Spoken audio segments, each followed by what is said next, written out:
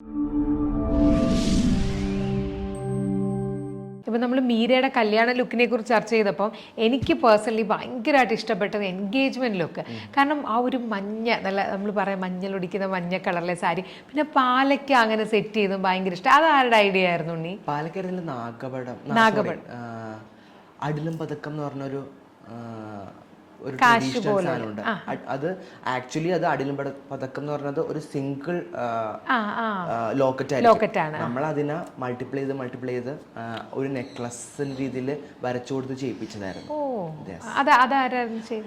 അത് ഞാനും സ്റ്റൈലിസ്റ്റ് സ്മിജി എന്ന് പറഞ്ഞൊരു സ്റ്റൈലിസ്റ്റ്, ഞങ്ങൾ രണ്ടും കൂടി അമേറ എന്ന് പറഞ്ഞൊരു ജ്വല്ലറിക്ക് അവിടെ പറഞ്ഞിട്ട് ചെയ്തതാണ്.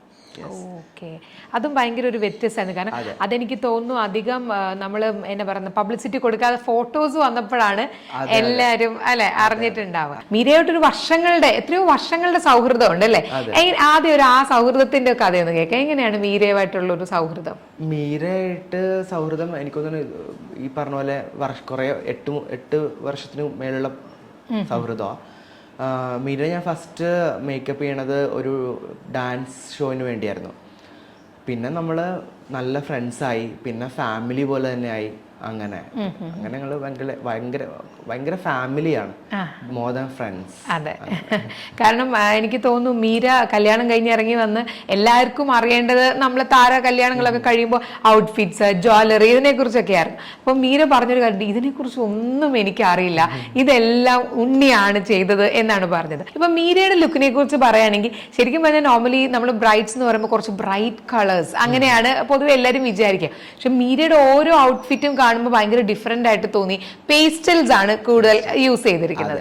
അപ്പം എന്താണ് അങ്ങനെ ഒരു ഡിസിഷനിലേക്ക്?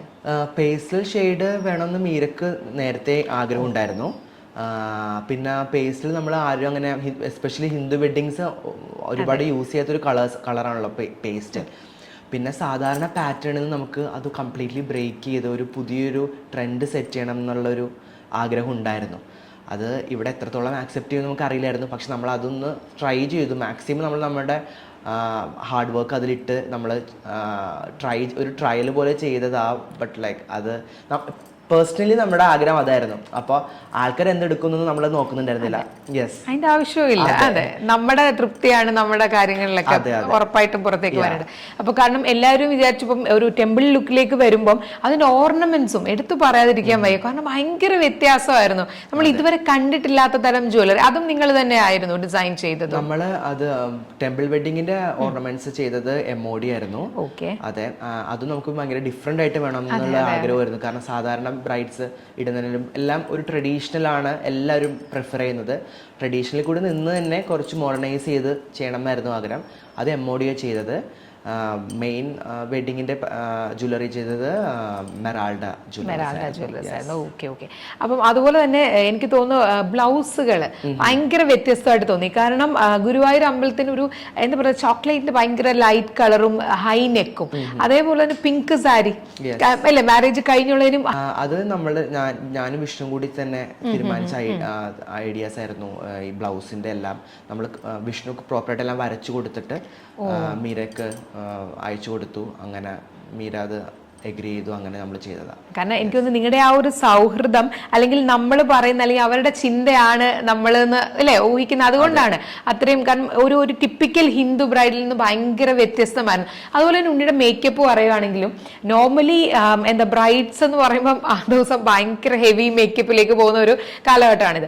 ആ സമയത്താണ് മീര ഭയങ്കര സിമ്പിൾ ലുക്കിലായിരുന്നു ഉണ്ണി അണിയിച്ചു ഒരുക്കിയത്. അതങ്ങനെ തീരുമാനിച്ചിരുന്നായിരുന്നു എല്ലാത്തിനും അങ്ങനെ ഹെയർ സ്റ്റൈൽ ആയാലും? യെസ്, എൻ്റെ ഒരു പാറ്റേൺ ഓഫ് മേക്കപ്പ് എന്ന് പറഞ്ഞു കഴിഞ്ഞാൽ എനിക്ക് സിമ്പിൾ മേക്കപ്പും സിമ്പിൾ ഹെയറിനോടാണ് എപ്പോഴും താല്പര്യം. ഞാൻ അങ്ങനെ ചെയ്യാറുള്ളൂ. പിന്നെ മീരയെ സംബന്ധിച്ചോളം ഞാൻ മീരയുടെ ഫേസിന് ഒരുപാട് ചെയ്ത് പരിചയമുള്ള ഒരു ഫേസുമാണ്. സോ എനിക്ക് മീരക്ക് മേക്കപ്പ് ചെയ്യാൻ ഭയങ്കര ഈസിയാണ് ആക്ച്വലി. കാരണം ഞാൻ സ്ഥിരം ചെയ്യുന്ന ഫേസാണ്. പിന്നെ എനിക്കറിയാം മീരയുടെ ഫീച്ചേഴ്സിനെ കുറിച്ചും മീരയുടെ ടേസ്റ്റ് എന്താണെന്നും എല്ലാം അറിയാം. അപ്പോൾ ദാറ്റ് വേ ലൈക്ക് ഞാൻ പിന്നെ മനസ്സിൽ വിചാരിച്ചിട്ടുണ്ടായിരുന്നു ഏറ്റവും സിമ്പിൾ ആയിട്ട് മേക്കപ്പ് ചെയ്യണം, ഏറ്റവും സിമ്പിൾ ആയിട്ട് ഹെയർ ചെയ്യണം എന്നുള്ള ഒരു ഇതുണ്ടായിരുന്നു എനിക്ക് ഇനീഷ്യലി. അതുപോലെ തന്നെ മീരയുടെ ഇപ്പൊ ഹസ്ബൻഡിനെ കുറിച്ച് Sreeju born and brought up UK ആണ്. അപ്പം പ്രത്യേകിച്ച് ആൾക്കും മുണ്ടുമല്ല അങ്ങനത്തെ കാര്യങ്ങളൊക്കെ കുറച്ച് ഒരു പരിചയം കുറവുള്ളതാണ്. അപ്പം പുള്ളിക്ക് വേണ്ടി നിങ്ങൾ തന്നെയായിരുന്നു പുള്ളിയുടെയും ഔട്ട്ഫിറ്റ്സ് എല്ലാം നമ്മൾ തന്നെ ചെയ്തേ. ശ്രീജുവിന് ഈ പറഞ്ഞ പോലെ മുണ്ടൊക്കെ ശ്രീജു ഉടുത്തിട്ടേ ഇല്ല ലൈഫിൽ, ഇപ്പോഴാണ് ആദ്യമായിട്ട് എടുക്കുന്നത്. അപ്പൊ അതിൻ്റെ ചില ഡിഫിക്കൽട്ടീസ് ഉണ്ടായിരുന്നു. പക്ഷെ നമ്മൾ പറഞ്ഞു കൊടുത്ത് ഇങ്ങനെ നടക്കണം, അങ്ങനെ നിന്നാ മതി, അങ്ങനെ. പക്ഷെ പുള്ളി ഭയങ്കര ഹാപ്പി ആയിരുന്നു.